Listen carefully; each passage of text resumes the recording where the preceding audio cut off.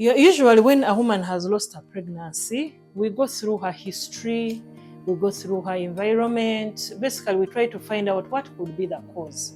And usually when we find a cause, we treat it. If she has an infection, we treat it. If she has a uterine abnormality, we may deal with it. We may have to do surgery. Sometimes we investigate further. You may look into her uterus with a camera, that is like hysteroscopy, and see if there's a problem. Then what we do sometimes, if we can't find a cause, we try to treat the probable causes. So you give her something to work on her blood, you give her something to prevent infection, you give her a hormonal supplement. Basically, you do what you think may be a risk. You try to mitigate the risk. So that's what we normally do. So the genetic factor is very important. Unfortunately, here we can't really do all the genetic disease, like we cannot screen. Because when someone has lost her pregnancy and you take them to theater and clean out those products of conception, you're supposed to take them for pathology, for testing, histology, and they find out what could be the cause. Unfortunately, here we may not be able to do that for everything.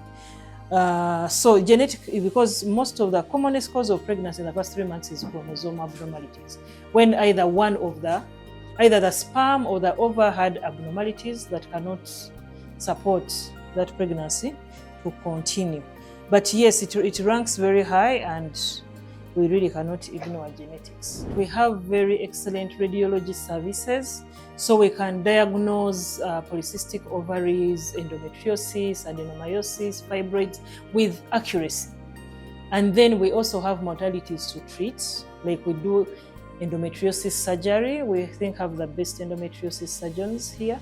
We're laparoscopic surgeons, so we can be able to remove a fibroid, for example, even if it's within the uterus, with very minimal damage to the woman's body, and also with quick recovery, and also with better chances, no chance of infection, with better chances of another pregnancy. And we have many success stories of women who have had laparoscopy surgery here and eventually have carried a pregnancy.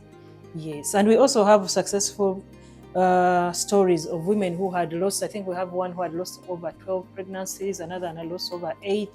And with our interventions now, one has 2 babies, the other one has 1. Even though we tell women who want to conceive to start on a few things like folic acid, adjust their lifestyle a bit. If someone lives, maybe for example, works in a chemical industry where the environment has pollutants, maybe they may have to adjust.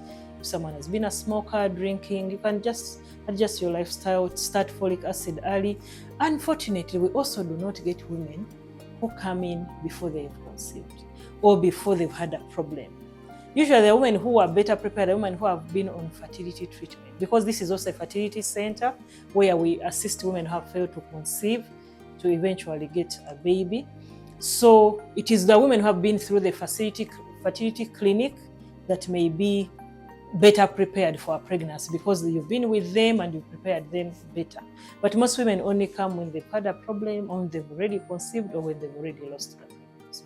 So you may not have a chance.